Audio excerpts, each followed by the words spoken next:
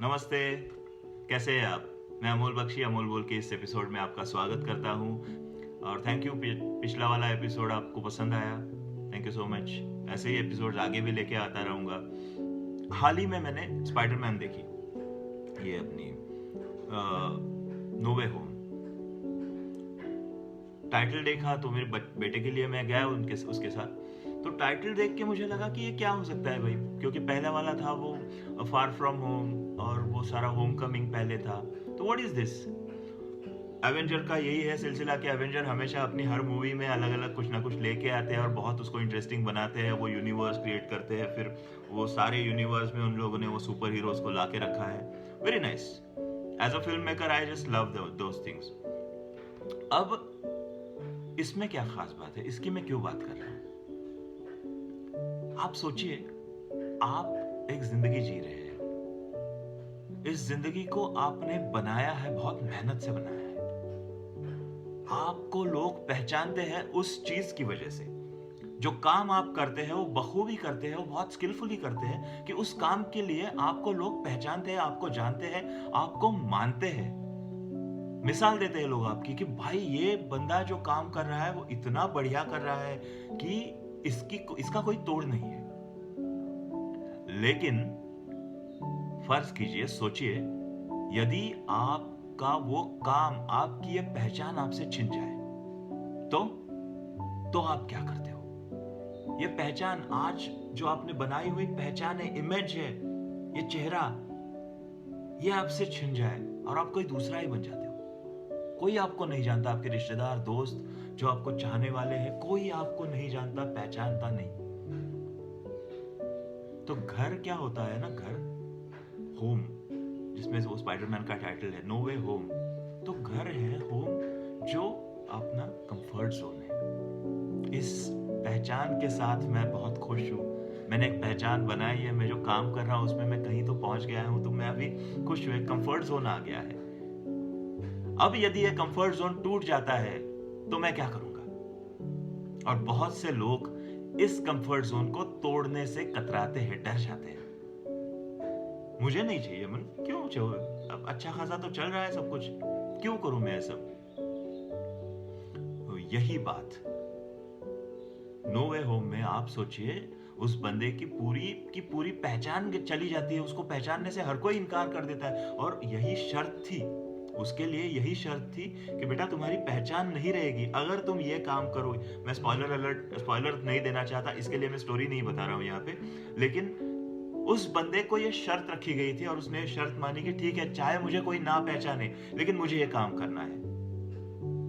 काम बहुत बड़ा था, उसे पता था कि वो ही ये कर सकता है, लेकिन उसके लिए उसे बलिदान देना था। हम में से कई लोग ऐसे बलिदान रोज देते हैं, रोज सैक्रिफाइसेस करते हैं। लेकिन जहां बात आती है कंफर्ट जोन की, बहुत से लोग उस दायरे से आगे बढ़ने से कतराते हैं। वो सोने का पिंजरा लेके बैठते हैं, उसी में खुश होते हैं। जो लोग इससे आगे बढ़ पाते हैं वो लोग कहीं ना कहीं दुनिया में कहीं ना कहीं पहुंच जाते हैं। लेकिन आज का जमाना तो ऐसा है कि आज के दौर में हर किसी को हर पल री इन्वेंट करना बहुत जरूरी है। जब मैंने अपना बिजनेस शुरू किया फिल्म मेकिंग का, उससे पहले मैं कॉपीराइटर था। कॉपीराइटर के बाद मैं चाहता था मैं स्क्रिप्ट राइटर बनूं, इसके लिए मैंने फिल्म मेकिंग सीखी। लेकिन मुझे यही अच्छा लगने लगा तो मैं वही करता रहा। कॉपीराइटर से फिल्म मेकर बनते बनते बीच में ऐसा हो गया कि मुझे जाके कहीं सीरियल वीरियल नहीं करना था, मुझे फिल्म नहीं करनी थी, क्योंकि मेरी वो एज नहीं थी कि मैं वो सब करूं। तो फिर मुझे घर चलाना था अपना। तो मैंने सोचा चलो कॉर्पोरेट फिल्में और एड फिल्म बनाते हैं, एक प्रोडक्शन हाउस निकालते हैं। बिजनेस तो शुरू किया, लेकिन बिजनेस की जो दिक्कतें थी वो पता नहीं थी। पहले कुछ साल ऐसे गए कि हाँ मेरा नेटवर्क था, काम आता गया।